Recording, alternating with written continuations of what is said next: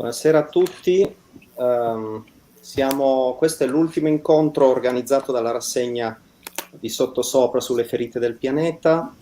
Sarà una intervista con il nostro ospite Fadhel Kaboub, che è diciamo così, professionalmente, insomma, vive negli Stati Uniti e lavora negli Stati Uniti, è di origine tunisina, si occupa anche di questioni legate al terzo mondo, come vedremo anche in questa intervista. Lui è presidente del Global Institute for Sustainable Prosperity, non parla italiano, quindi ora io passerò a fare l'intervista in inglese, che è nella versione nella versione successiva, diciamo non in diretta, verrà probabilmente sottotitolata. Allora, siccome siamo in diretta, ci sarà, spero, uno spazio, anzi mi auguro che ci sia qualcuno che vorrà fare qualche domanda. Potete scrivere domande o direttamente in inglese o in italiano, possibilmente, visto che ci sarà, farò io la traduzione simultanea, non fate domande troppo chilometriche, cercate di essere sintetici, così agevolate un pochino anche la traduzione. Ok. So good evening and good morning, because for us it's evening and for you it's morning. Well, morning, it's the beginning of the afternoon, yes. Right? And we can start with the topic we agreed to discuss, which is the Green New Deal. You are one of the member of the teams that did some background about this Green New Deal, and especially suggesting, strategies for policies to some of the candidates for the Democratic Party in the United States, like Ocasio-Cortez and Sanders, which, as everyone knows, they didn't win the primary election, but they still have, a quite good success that no one would have thought a couple of years ago that they would be able to do some, to reach some electoral success, and even in the public opinion, even in the newspapers, etc. So let's talk about this Green New Deal. The Green New Deal proposal clearly recalls the old Green Deal that was experienced in the United States in the period by Roosevelt, and like the Green Deal, it suggests the New Deal of the 30s. So, yeah, like the New Deal suggested organized a very heavy role for the political economy and for the state to redesign the economy and to deal with investment, new technology, and to care about people that were struggling, to survive during a big crisis. Okay, so the idea of the Green New Deal is something similar. Okay, the state should take the lead for innovation in technology, investment, etc., and also the lead in dealing with inequality and unemployment. Okay, so the first question is, just tell us, outline the main characteristic of the Green New Deal. What is the how can a government pursue environmental and societal social sustainability at the same time? Is it possible? And then what is the advantage of the Green New Deal proposal compared to alternative proposals like market-friendly solutions like the Kyoto Protocol, or what we are actually seeing in the Eurozone, which is not exactly the same idea? So what is the advantage of the Green New Deal compared to these other solutions? Okay, I let you. Very good question. Well, thank you, first of all, for having me on this program. It's a pleasure to join you all today. And the idea of the Green New Deal, as you mentioned, is really inspired by the New Deal of the 1930s, which was transformative for the U.S. economy. For example, much of the South and rural areas in the United States looked like a developing country in the 1930s compared to the larger cities in the US. One of the things that the New Deal did was to build infrastructure across the country, including rural areas, to bring electricity, literally to bring electricity to rural areas through the rural electrification program. So obviously all of those things were transformative in terms of boosting the level of infrastructure and economic development in the US. And it was transformative in the sense that it ended mass unemployment during the Great Depression. And it demonstrated that the federal government, the sovereign issuer of the currency at the national level, has the spending capacity that can jumpstart an economy from a major recession or a Great Depression. Obviously, the 1930s context was very different. It wasn't about environmental issues. We didn't have an environmental crisis, the crisis that we're dealing with right now. But it demonstrated that the government can act as an employer of last resort, and hence the idea of a job guarantee that many of us in the MMT community talk about. So the situation today in the United States in particular, and then we can talk about the situation globally, is that we have two major sets of problems. One is the climate crisis. We literally have 10 years worth of massive intervention to decarbonize the economy and transition into a more sustainable system where the economy fits within the ecosystem, as opposed to the economy abuses the ecosystem and takes it for granted. So that's mass decarbonization. The good news about mass decarbonization is that it's going to create millions of jobs, but it requires also substantial investment in research and development and building new infrastructure. And it's feasible. I believe it's feasible.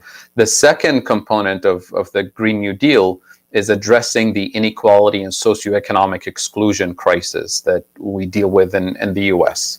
And that is, the jobs that will be created must be jobs that are located where people are. So as Hyman Minsky used to say, take people as they are, where they are, and do on-the-job paid training, as opposed to the standard model that says, well, those who are in these obsolete industries, they need to learn how to code and move to San Francisco and compete for jobs in the private sector that may or may not exist for them.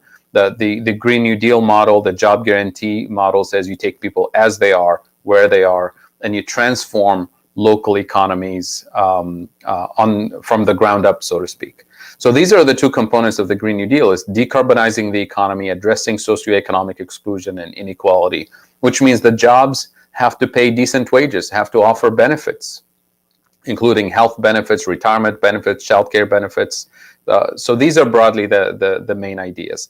The New Deal of the 1930s was also introduced in every congressional district, which meant the public investment was actually able to reach every community in the United States. It wasn't perfect. It was the 1930s. The country was segregated, so African Americans were excluded from jobs and so on. So that's why the Green New Deal has to be inclusive. It has to be a program that is introduced in every congressional district. It has to bring broadband infrastructure. So just like the 1930s was rural electrification, today we need rural broadbandification of the U.S. economy. So these are the kinds of things that would be included in a Green New Deal. The big question, which I think you were alluding to in this question, is always, how transformative, how large, how bold this program can be, which means you have to answer the question, how are you going to pay for it? Is this affordable, right? And this is where the MMT framework comes in as, I think, the only logical explanation for a massive transformative program like this. So the mainstream approach to public spending says that the national government, the federal government, has a certain fiscal policy space, a limited spending capacity.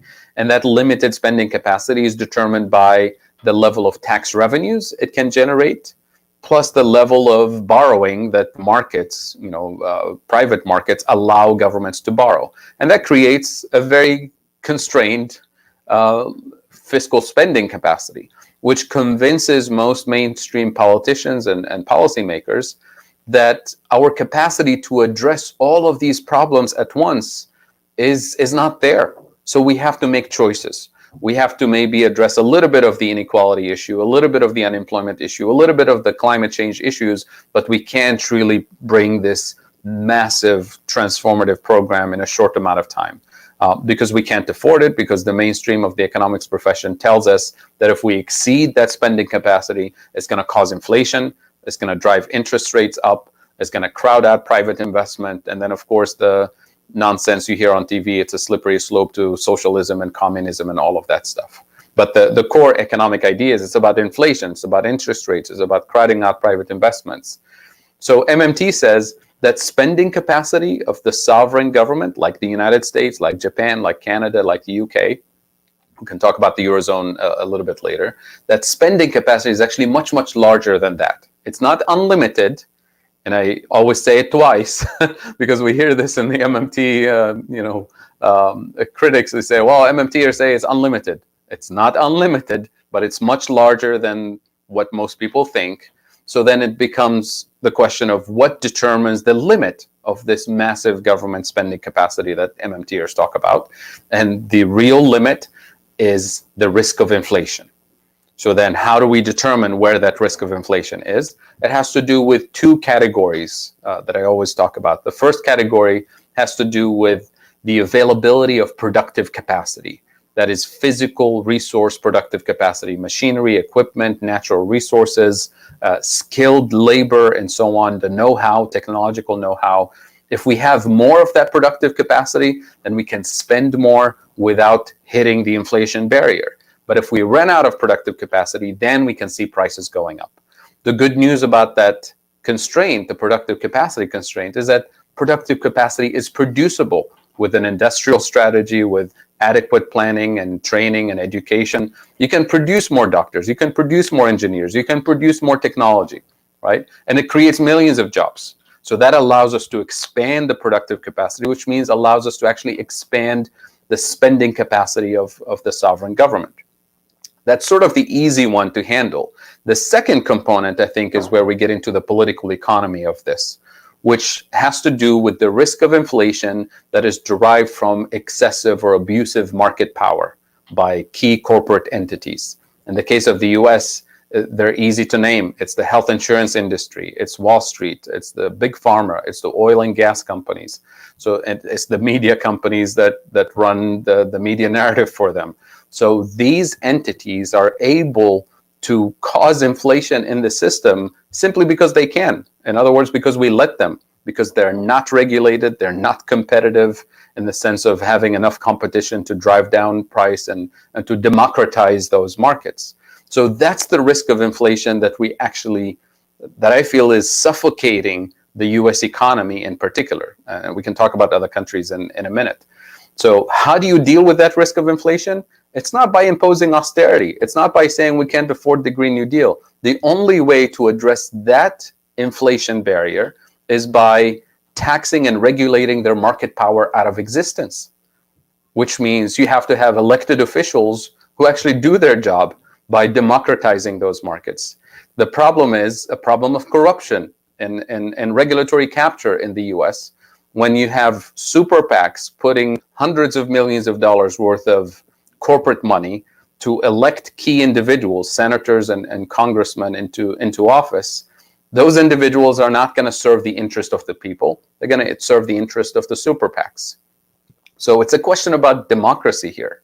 So if we have a government of the people, by the people, for the people, which is what democracy is supposed to be, then we'll have elected officials who actually tax and regulate accordingly, which means we can remove that force that suffocates the US economy and causes that inflation barrier, and we can liberate additional fiscal spending capacity by democratizing the economy. So for me, the worst nightmare in this Green New Deal effort is to have a political entity hijack the label Green New Deal and then start the spending on, greening the economy and things like that, but without addressing that political corruption and inflation constraint that I addressed in a minute, and then reach a situation where we have those market entities actually create inflation and create more socioeconomic exclusion. And then they'll look around and say, well, you see, we told you the Green New Deal will cause inflation. The Green New Deal is unaffordable. So for me, the Green New Deal is a comprehensive, intersectional public policy program that addresses all of these moving parts at the same time. Because we're at a point where we can't afford to do the small, incremental policy intervention.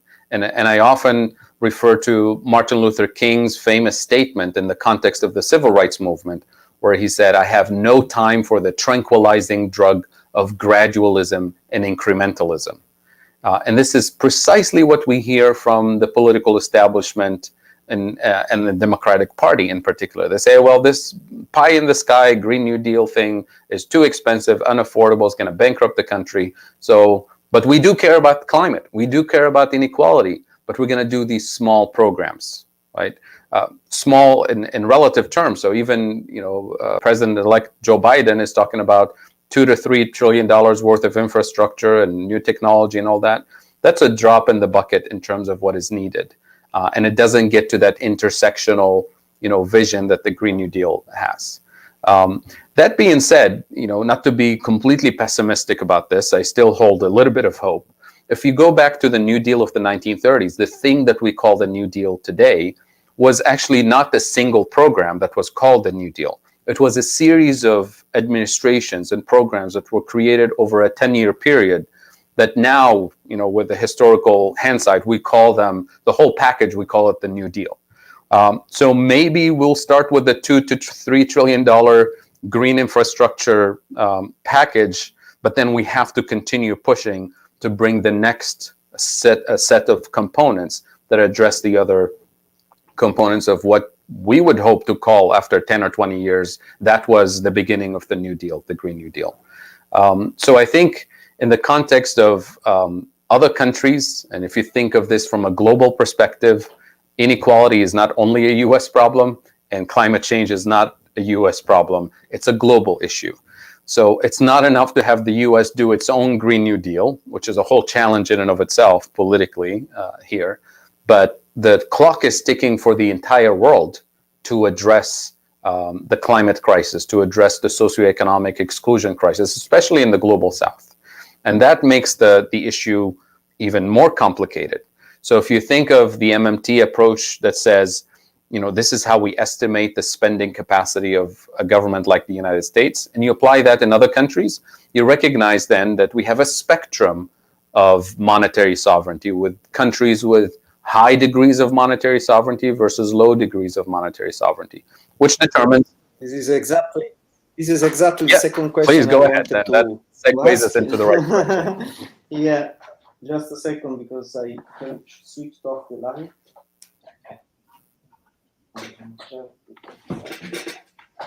Here it is. No, okay. Yeah, exactly.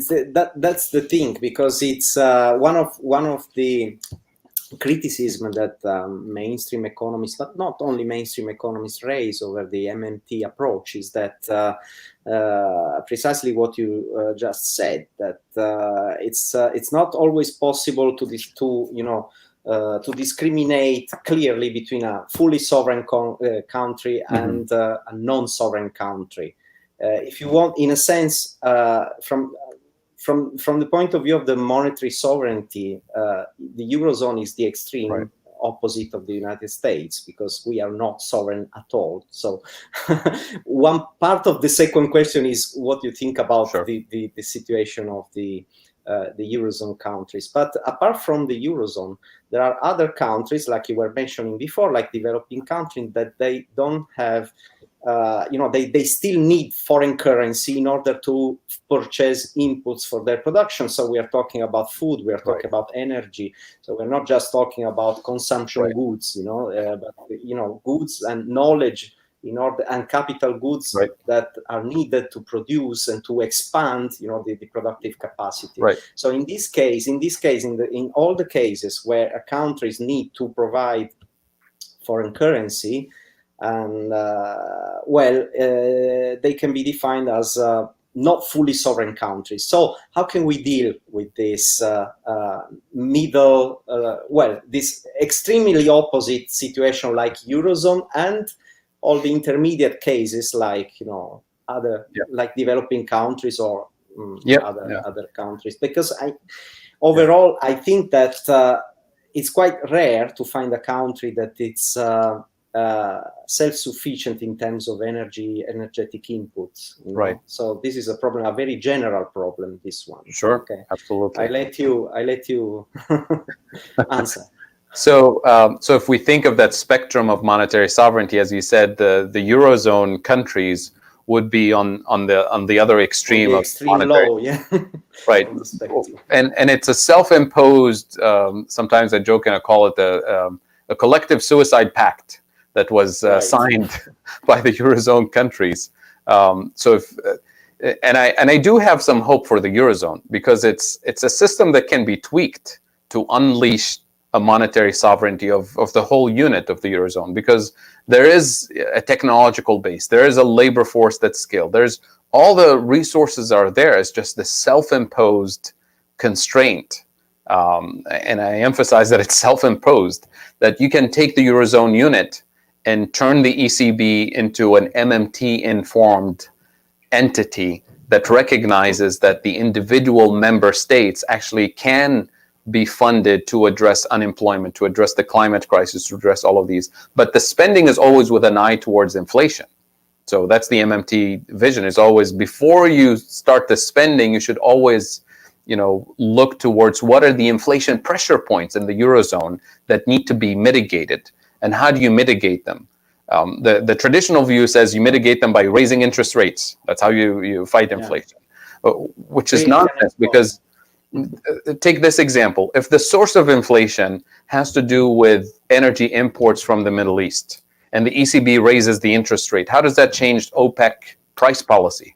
It doesn't, right? It just hurts consumers and businesses in Eurozone, and it doesn't address the root cause of inflation.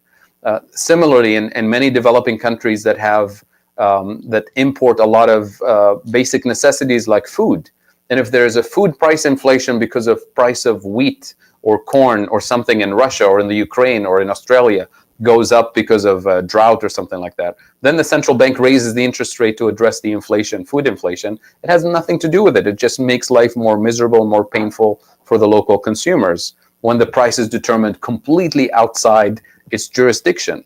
So this is why I say an MMT-informed central bank, or ECB, can target inflation in a different way. And inflation targeting becomes a policy of the Ministry of Agriculture, a policy of the Ministry of Energy or Renewable Energy, hopefully, a policy of different subdivisions of the government that often are outside of the jurisdiction of the central bank. So there is a way to take the existing Eurozone system and to tweak it into a region that can actually unleash its monetary sovereignty and unleash a much larger spending capacity, much higher level of economic activity. And that's where you can unleash a European-type Green New Deal that can decarbonize rapidly, that can create prosperity and economic justice. But under the current rules, these self-imposed rules, it's like you're sitting on your own hands and saying, I can't move. Well, you decided to sit on your own hands. That's really the problem. So for developing countries who don't have this self-imposed constraint, they have real resource constraints and real economic development limitations. That's where the challenge is, where you have countries with very limited fiscal spending capacity. And that's where I go into a discussion about what I would call a global Green New Deal. Because if we're going to address the climate crisis within the next 10 years, we need everybody on board. Of course, countries like the US and the Eurozone and the UK and Japan and Canada should have started their Green New Deals 20, 30 years ago on a massive scale, because they can afford it, they have the technology, they have the spending capacity. So now there's a set of things that we need to put on the table for us to take into account if we're going to talk about a global intervention to address the climate crisis, to address the socioeconomic exclusion crisis that the pandemic has exposed in a very obvious way across the world.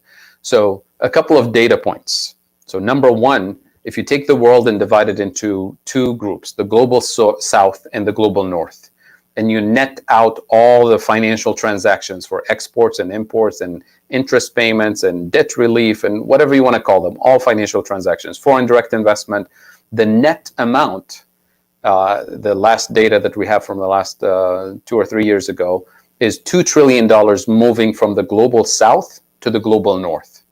So this is what we often refer to as a neocolonial extraction of wealth and resources from the global south. And that system has been in place for a long time, I would argue from colonial times.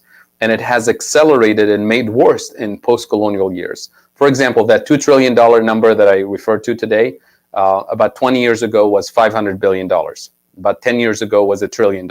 So it keeps accelerating. The more we accelerate economic growth globally, the larger that extraction takes place. So that's point number one. We're not going to have a global Green New Deal unless we reverse that and address it. Because on that spectrum of monetary sovereignty, the global north happens to be the set of countries that have the largest spending capacity. The global south happens to be the set of countries with the smallest spending capacity and a massive amount of external debt, right, to the global north in particular.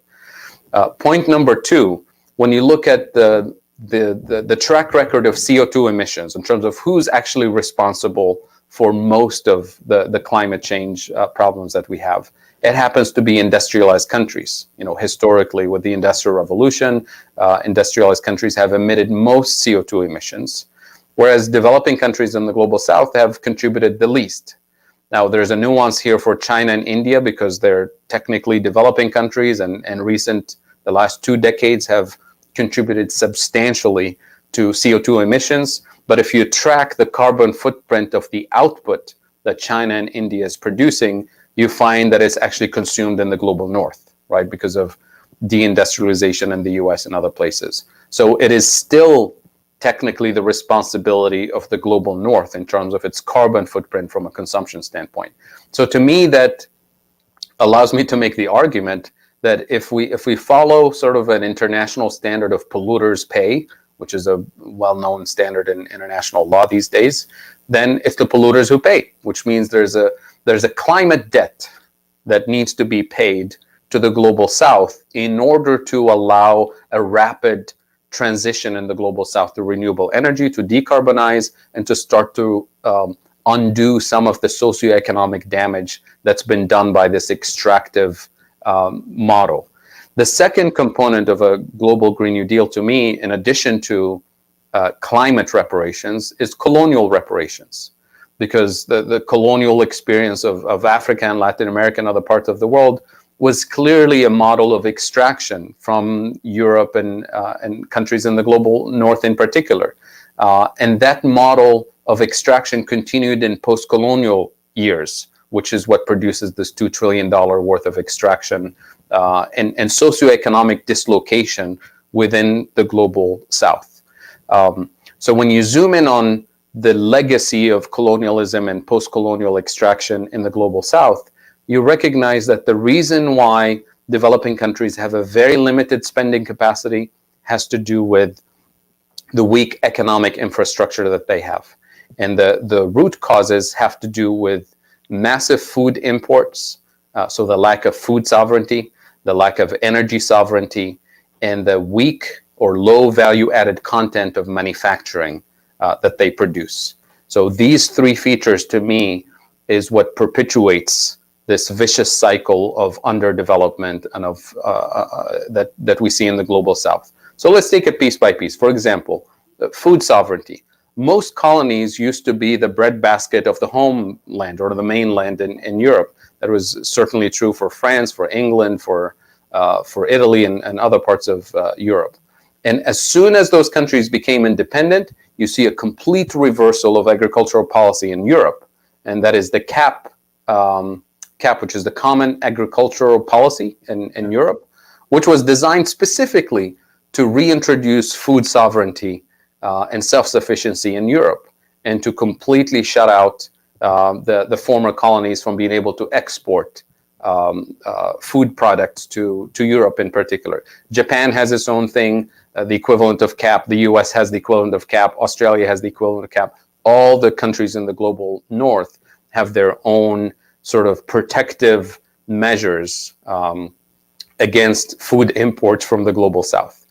So now you leave the developing countries with this massive potential capacity for food production, agricultural capacity, with no markets to export to, right? So what happened, farmers lose their land and they move to the cities. They have no technical skills to enter into another industry other than low value added assembly line manufacturing jobs, which happens to be a good coincidence here, because this is where now advanced countries in Europe are outsourcing their obsolete technologies and the low value added manufacturing sort of assembly line type of thing.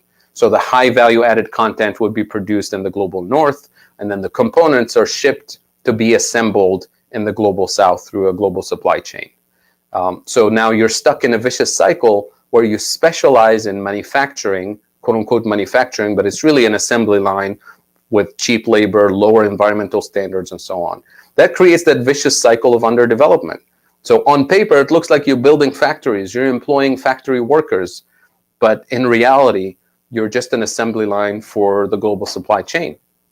So, and you always end up with the most obsolete technologies and industries. The only countries that are able to rise from that level of manufacturing to higher and higher value-added content are countries like China, like India, like South Korea, Singapore, and so on, that can actually, those are countries that had a very clear vision for an industrial policy that allowed them to move out of that vicious cycle. So for me, we're not going to have any chance to address the global climate crisis, socioeconomic crisis, unless we address these structural issues via transfer of financial resources, technological resources, investment in research and development, so that we can rapidly repair the damage in the global south, decarbonize, and it's a win-win situation for everyone. Because otherwise we're going to have this extractive model that continues to accumulate wealth in the global north, and especially in the top 1% of the global north, and continue to create a system of dislocation around the world that's unsustainable ecologically, economically, socially, politically. The longer we go with the current trend, the deeper the crisis, the oncoming crisis will be.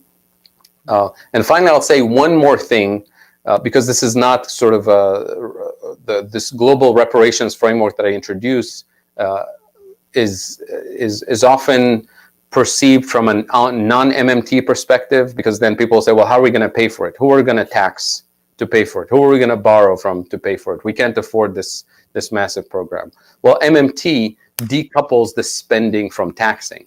So you don't have to tax a middle-class person in Italy or in the UK or in France to pay for reparations, because a sovereign government can afford to spend on its national priorities. If its national priorities include reparations, including investment in infrastructure and so on, that's completely separate from what we call tax revenues.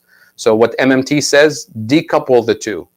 Tax, not because we need revenues, not because we need money or permission from the rich or from the polluters or from Wall Street, but tax so that you reduce inequality, tax so that you reduce their power and influence in politics, tax so you reduce their power and influence in the market, tax to decarbonize, tax to discourage pollution. All of these things are important, but it's not because we need their money or their permission to fund a Green New Deal program or public education or public health.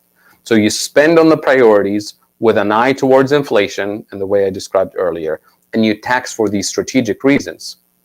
Now, one final nuance is that, yes, in some cases, there are specific companies or family foundations that directly benefited from slavery, that directly can be, brought into court with clear evidence of abuse to climate or to people. Yes, those are the kinds of, take from this to pay for that. But in general, as a broad framework, this has to be a collective effort of all countries that have the largest spending capacity to do whatever they can to decarbonize globally and to repair the damage of colonialism, of climate change across the world. And the best way to ensure that this becomes a permanent mechanism is to revive the Keynes plan from 1945, the Bancor plan, which was designed essentially as an automatic redistribution mechanism at the global level, and then instituted as the fund, as the mechanism that will actually distribute the climate reparations resources and distribute the colonial reparation resources, and make this a permanent stabilizing feature for the global economy.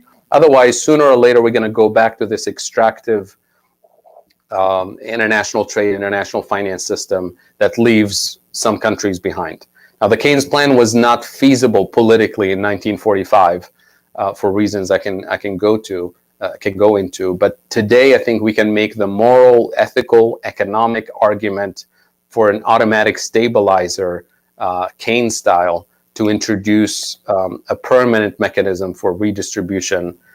Because this climate reparations thing is going to take decades. We're not saying it's all going to happen in 1 year. And the colonial reparations is going to take decades. So might as well make this a permanent feature, stabilizing feature that benefits everyone. Okay. Well, about this last thing about the colonial reparation, well, what is in your opinion? Well, I have a few questions, more than one question about what you said just up to now.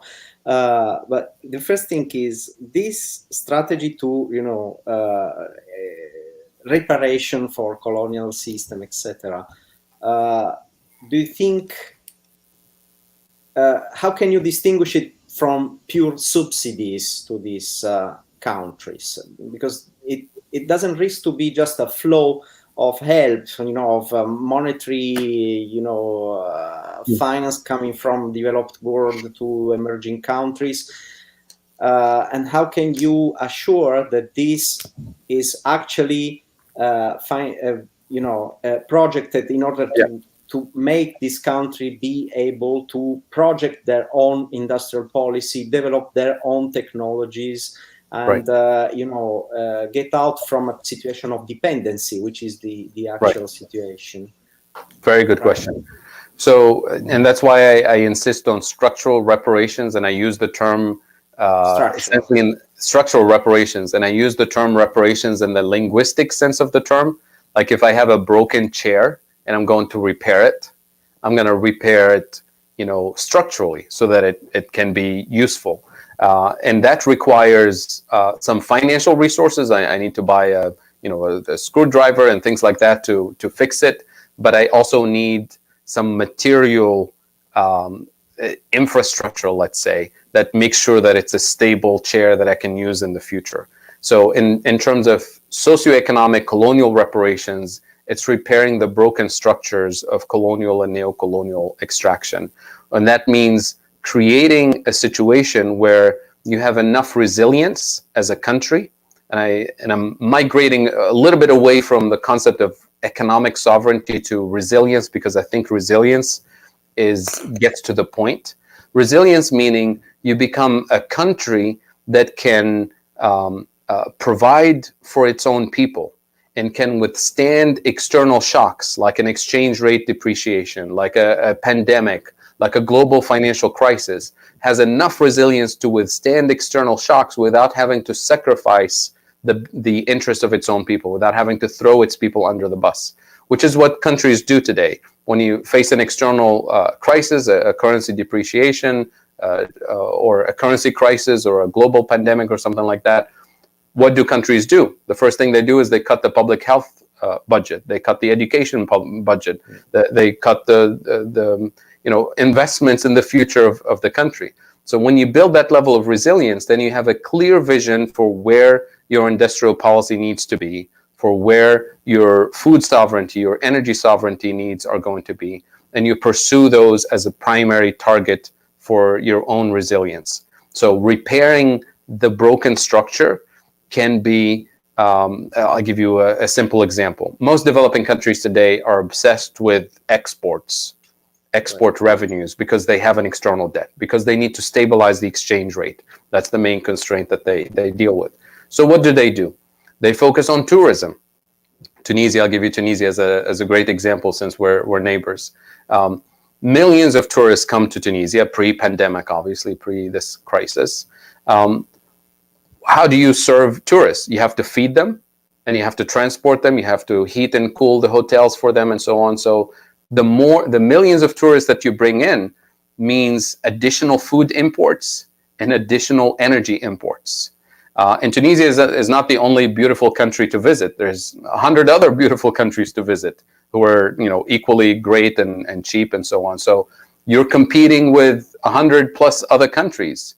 So you have to race to the bottom to attract as many tourists as you can. So you subsidize the hotels, you subsidize electricity, you subsidize food, you subsidize water in order to attract as many tourists as possible. Why? Because Tunisia needs dollars and euros to pay for its external debt, right? So this is not sustainable, right? So transition, we're not saying end all tourism, for example. We're saying move towards a better, more sustainable tourism industry. That means more sustainable ecotourism infrastructure where the tourists are coming and willing to pay a premium for a unique experience, not just for the beach and for the swimming pool, but also for a cultural experience, for the food experience, to live in a sustainable physical building, to eat food that is local, to experience the cultural heritage of the country. So you bring fewer numbers of tourists who pay a premium. So overall, you're increasing the value added content of your industry over time. So that's the vision that you could have. Another example, which will be very meaningful to people in Europe in particular, food exports are a huge component of a country like Tunisia, for example. Strawberries, for example, because of the geographic location and the weather conditions, strawberries are highly demanded in Europe, and they're produced in Tunisia with massively subsidized water resources from the government. So you take the most precious, most fertile land and the most precious resource, which is water, in a country like Tunisia that doesn't have a lot of water, and you produce strawberries for exports. And you produce massive amounts, way more than what the local market needs, because it's primarily for exports. And then instead, and then what you do in addition to that, Tunisia imports the most needed resource for its own food consumption, which is wheat, from the Ukraine and Russia and Australia and other places. So an MMT-informed vision for agricultural development, economic development, will say you use the most fertile land, the most precious water resources to produce food sovereignty and resilience, instead of subsidizing water and all that for export purposes to bring euros and dollar revenues. So completely shifts your optimization vision for how to use your resources in a way that builds more resilience. So this way, if you have your own or the majority of your wheat production happening domestically, then you don't really care what happens in Russia or in Australia or the Ukraine in terms of global wheat prices, because you consider wheat to be a key component of your national security, food security, whereas strawberries are not, right? So you do the same for energy, you do the same for food, you do the same for basic medical services, so that you can guarantee serving your own people regardless of external shocks. Yeah. And no country is going to be producing everything internally, but at least you focus on the key areas that allow you to build resilience for these external shocks. For example, the Tunisian government would have the possibility to make some decision in this direction without the consensus of the North developed country. For example, if they just plan to increase the production of wheat and decrease the source of water to produce strawberries for the export, why wouldn't decide it all alone? I mean, very good question. Do you need to think about a big agreement, an international agreement, or even a big international government to decide something like this? No, this is something that can be decided locally or nationally, at least. On paper, right? But the reality is the following, and this is I'll talk about Tunisia, but this is the case in most developing countries. So remember the market power that I talked about as the inflation constraint that suffocates a country like the US economy. That same suffocation exists in developing countries. In some cases, it's worse, actually. So let's say the Tunisian government, it's a democracy, and we are convinced that we need to build more food sovereignty, right? Well, Tunisia had a system that gives exclusive import licenses for key individuals. In some cases, they're government agencies, to import wheat, to import sugar, to import medicine, to import gasoline and kerosene, all the basic necessities for Tunisia's own security, right? Because if you run out of wheat, you have food riots. If you run out of medicine, you have protests in the streets, and it's chaos. So those individuals in Tunisia and other parts of the world who have the exclusive import licenses, when they hear that the government is deciding to eliminate their market power and their privilege and create an alternative domestically, they're not going to like it. Number two, those exporters who have all the export privileges. Remember, after decades of export-oriented growth, the entire vision of the government is to provide as many subsidies and support and encouragement for exports. Those are huge privileges that key players in the economy today have. And when they hear that the government is going to do the opposite, to take away their export privilege and focus on domestic production, they're not going to like it either. In a nice world, they will protest, but in reality, they'll put political pressure. In reality, they'll use their media influence to unseat the president or the prime minister. In extreme circumstances, it leads to actual violence.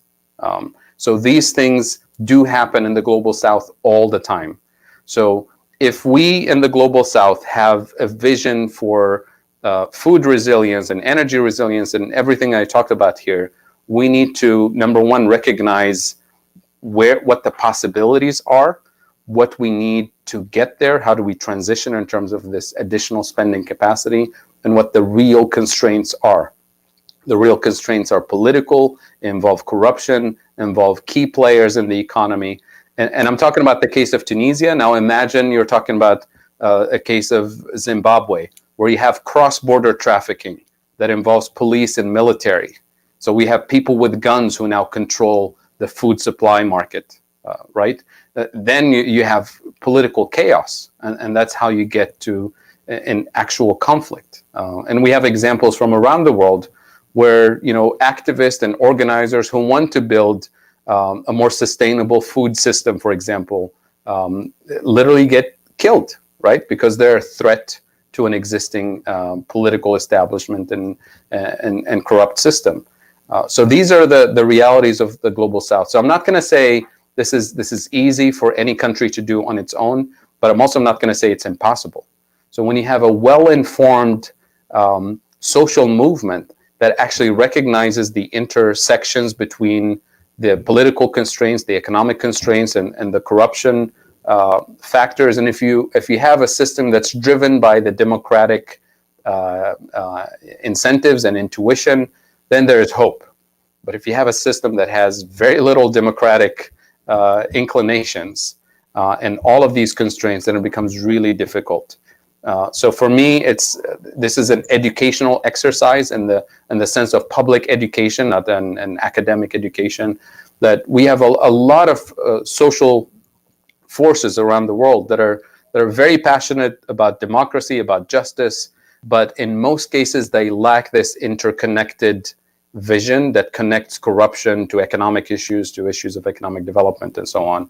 And I'm hoping that the MMT framework, because it highlights both the economic and political and corruption factors, can embolden those social movements to know in which direction they're pushing and who are the actual obstacles, what are the actual obstacles, hidden obstacles behind the scenes. Okay. Well, what you just finished to say, it's partially, it makes the opportunity to read some of the questions I'm reading on the comments. There is one question about by Simone Garziera that asks how to persuade corporations to follow this program. I guess is talking about the Green New Deal program. Why corporations should stop their market policies from their point of view. What would you answer? Do you have to force them, or you are able, with this sort of approach, you are able to make them understand that there is some interest for them to do this, to follow this type of policy? It depends on which corporations, which industry. So, for example, I'll give you an example of the financial industry. You've probably noticed in recent months, actually not even years, that the financial industry is finally taking climate change seriously. Because there's this thing that many European economists, actually in the UK and other parts of Europe, have been talking about for a long time, and fewer economists in the US, but increasingly more people here in the US are paying attention to this concept of the carbon bubble, as in a financial market bubble that's driven by CO2 emissions. So think of the following scenario. With the impact of climate change, there's going to be more sea level rises, more storms, so more coastal areas, coastal cities will be flooded on a regular basis, and some areas will be permanently flooded in the next 50 to 100 years. So think of the value of all of those buildings, properties, hotels, resorts, the entire, real estate coastal market will go from trillions of dollars worth of value to zero. Once it's flooded, it's worth nothing, right? And this is just coastal areas. Think about, as we transition away from fossil fuels, think about the entire fossil fuel infrastructure that was built before, that is being built today as we speak. All of that market value that's priced in the stock market today, with the impact of climate change, either some of those assets will be destroyed with storms and flooding and fires, and some of the assets will be completely useless as we transition to renewable energy. So their value will go from trillions of dollars down to zero in the next several years. So financial institutions are already estimating the size of this market bubble, this bubble that's priced at $20-30 trillion that will go poof. It will be the largest financial crash in the history of the universe. So number one, investment banks are building climate risks into their models now. They're taking it seriously.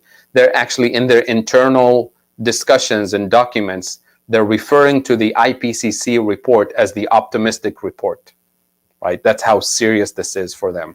Insurance companies who actually insure those properties, real estate, buildings, commercial properties, they too are staring at a massive amount of losses potentially with the impact of climate change.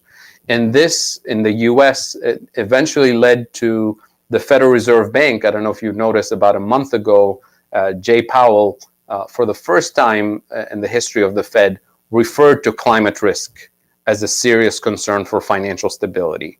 And a few weeks later, I think it was this Monday or Tuesday of just a couple of days ago, the Fed announced that it's joining NGFS. I forget what the acronym is. NGFS is a network of central banks and financial regulations that was launched primarily by the Bank of England, but now it's an international network. Central bankers who are interested in greening the financial system and playing a role in decarbonizing the economy via central bank policy, financial regulation, and so on. Think of this NGFS, the way I see it, as the equivalent, the climate equivalent of the Basel, group, which deals with, non-climate issues. So the Fed finally joined this, which is a very important move to me that convinces me that the Fed is actually taking this seriously finally.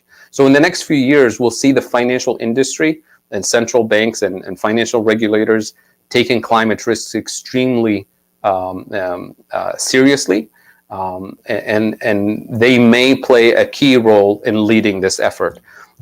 In a way, so to answer your question, if financial regulators incentivize green investments, we'll see a rapid change. So it's about incentives in this case. If financial regulators start imposing stricter standards on corporations, on banks in particular, in their lending, in their portfolio, we'll see an impact on the corporate sector, right? But in some cases, it's really the fiscal authorities that have to take the aggressive stance as well. It's not just on the financial side. So the fiscal authorities, as I always say, for the coal industry, for example, it's about taxing and regulating the industry out of existence. But it's not about throwing the workers in the industry under the bus. It's about creating a just transition for those workers so that they get decent jobs with benefits under a job guarantee program. It's about investing in the alternative energy sources so that we're not shutting down the coal industry and moving into caves, right? We want to keep the same level of quality of life and prosperity that we have, which means we have to decarbonize, shut down the fossil fuel extraction, and at the same time build the alternative. And the alternative that we have now is good, but it's not good enough to take on a global scale, which means massive commitment to research and development to accelerate the transition into sustainable energy production so that we're not losing quality of life. So this is my answer to. Okay, thank you. I see that there is another comment, which is not actually a question, which is the one by Francesco Bacone, that says that there is so regarding the risk that some politician could hijack the new Green Deal. Mm-hmm.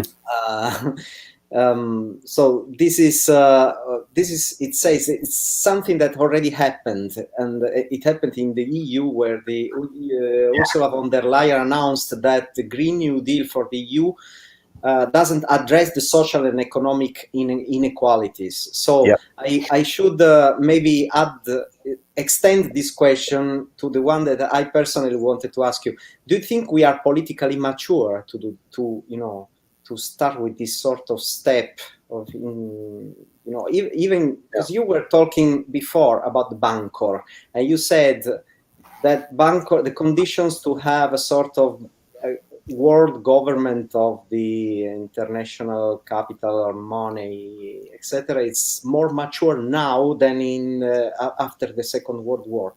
Mm-hmm. How can you be sure that we are more mature now? Because after 40 years of neoliberalism, even culturally, we are not, we are less we are less prepared, even culturally, to accept some heavy intervention by the state. Right. And this is the extension of the question I just read, because it raises the same problem. In the EU, it seems that inequality issues are not officially tackled by the green policy. Right.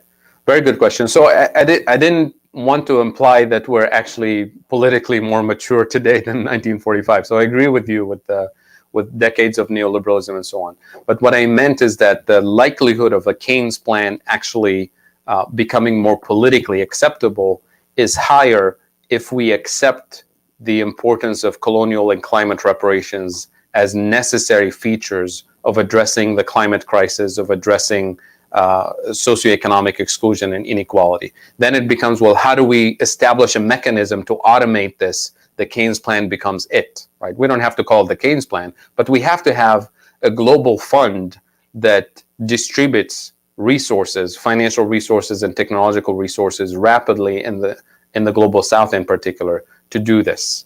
But I completely agree with you. First, we need to get to the point where we recognize we need some sort of climate reparations, transfer of resources, climate mitigation globally, most of it paid by the global North. I think with the carbon debt, with the carbon bubble concept that I just explained, we may have a chance, because now we have Wall Street and financial institutions and central banks saying this is a massive risk to financial markets in the global North that must be addressed globally, which means you'll find the likelihood of financial institutions around the world will be more politically inclined to support aggressive climate mitigation because they want governments to pay for it. They don't want to face the losses on their portfolios, right? And if governments don't do massive climate mitigation investments today, those losses will materialize mostly in the global North. So maybe we have a potential there, which is kind of a strange alliance of interest now between the climate justice movement and Wall Street interest all of a sudden is aligned. So maybe there's an opportunity there. But again, the clock is ticking, so this really has to happen rapidly. And to me, again, this is really a grassroots education effort, because we're not going to have politicians do the right thing unless we set their feet on fire with social movements by applying pressure across the world. And unless we unseat every corrupt politician, unless we democratize the political system, right, where governments are serving the interests of the people. So none of this will happen unless we have those social forces.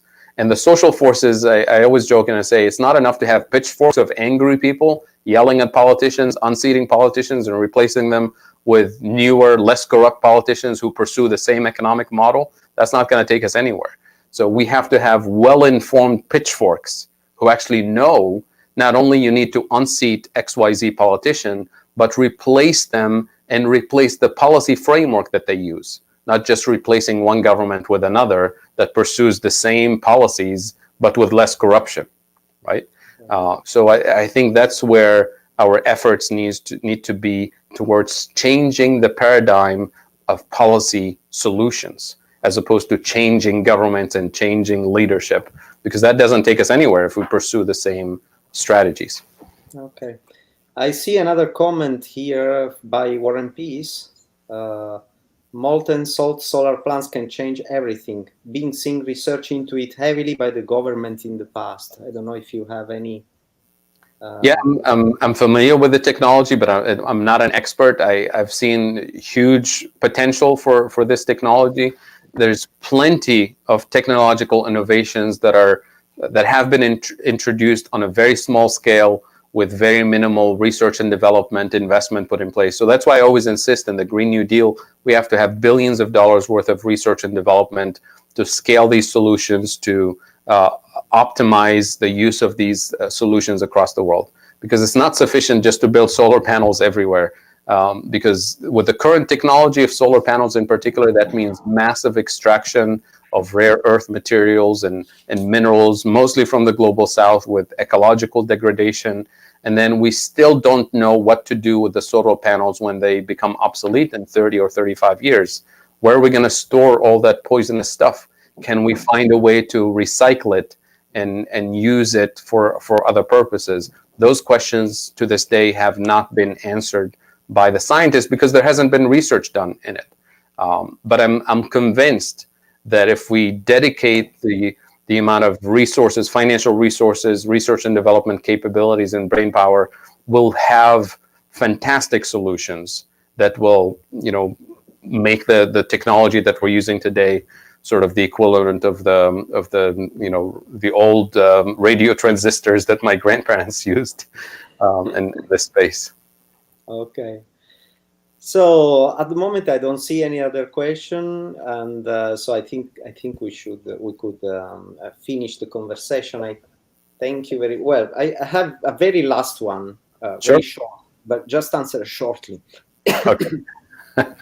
For this grassroots education framework you were mentioning before, compared to the urgency of the climate change, how much time we have? I mean, Yeah. because the education work is quite long, Right. Right.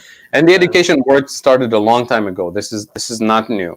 I think and this is my personal assessment, I think we're possibly in the last big push of grassroots education to get to a tipping point at the national level. Because we don't have to convince every politician and every person in the country around the world. You've probably heard Warren Mosler or Stephanie Kelton talk about, the education plan that they discussed in the beginning of the MMT movement 25 years ago. It was literally a handful of people who were on board, with a handful of graduate students eventually. Right. And all the conversations that Warren and Stephanie and Matt Forstater and Ray and others, Bill Mitchell, had with elected officials behind closed doors, the conversation usually ends with, well, this makes perfect sense, but I can't say that. I can't do that. And you realize at the end what those politicians are saying is that they're asking the MMT community at the time to actually produce a set of constituents who actually understand that, a set of media, and the press corps who understand that and can actually articulate it in media discussions. In other words, produce a critical mass of people who actually support it, and then those politicians will come on board. So they understand it behind closed doors, but they say, I can't really explain this in 60 seconds to my constituents. I'll be voted out, and people say this is a crazy person who wants to cause hyperinflation, right?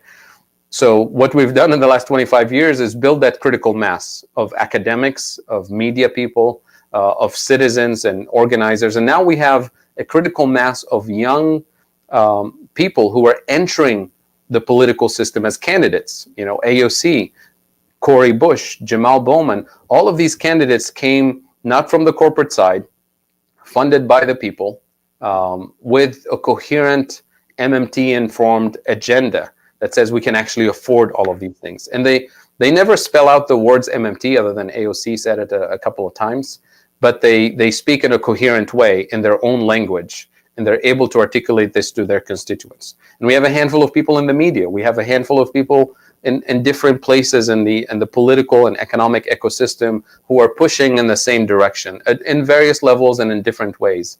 I think at some point we're going to get to a tipping point where more and more politicians, many politicians understand MMT today. They're in office. They just are not, they haven't made that leap forward. I think at some point we'll have a tipping point, partly because of the grassroots education, partly because the pressure applied by social movements, and partly because the climate crisis, the socioeconomic crisis, will make this inevitable. So the CARES Act, for example, that was introduced, everybody was convinced 2 days before that there was no money for a Green New Deal or anything. Then all of a sudden it appeared without taxing anybody, without borrowing from anybody. And there's another bill that will pass hopefully in the next 2 days, $900 billion, hopefully more.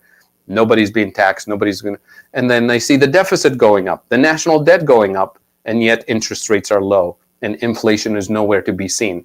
So the entire edifice of the neoclassical framework is being destroyed before our own eyes. That threat of inflation, that scary thing about the national debt, the public and politicians, and including the mainstream of the profession, at least on the Keynesian side, are convinced that those constraints don't apply anymore. But we haven't produced the full paradigm shift yet in the economics profession or in the public discourse. So I'm optimistic that that turning point is going to happen soon, hopefully sooner rather than later.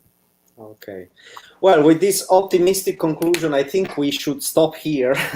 And I thank you very much. I think this has been a very interesting discussion. It developed some points of view that we didn't develop in other conversations. And so thank you very much, Fadhel. Thank you for having me, and thank you for doing this series. It's wonderful. Let me just shift to Italian. I'm sorry if you don't understand, but just to say that we are going to conclude this series of... Yeah. Ok. Allora, parlo in italiano. Questa è l'ultimo nostro incontro della quarta rassegna di Sottosopra, che direi che è stata molto faticosa come tutte le rassegne di Sottosopra, quindi meriterebbe di stappare una bella bottiglia di champagne e fare foto in pubblico, ma purtroppo con la situazione che tutti conosciamo tutto ciò è impossibile, quindi mi limito se non altro a festeggiare virtualmente. Invito tutti quanti a trincare una volta che ci siamo disconnessi. Ok, thank you, Fadhel. Thank you, I hope we will have other opportunities to meet each other again, even physically, when the situation will be better than now, in this I hope year. So too. Yeah. Thank you again. Okay, thank you, Fadhel.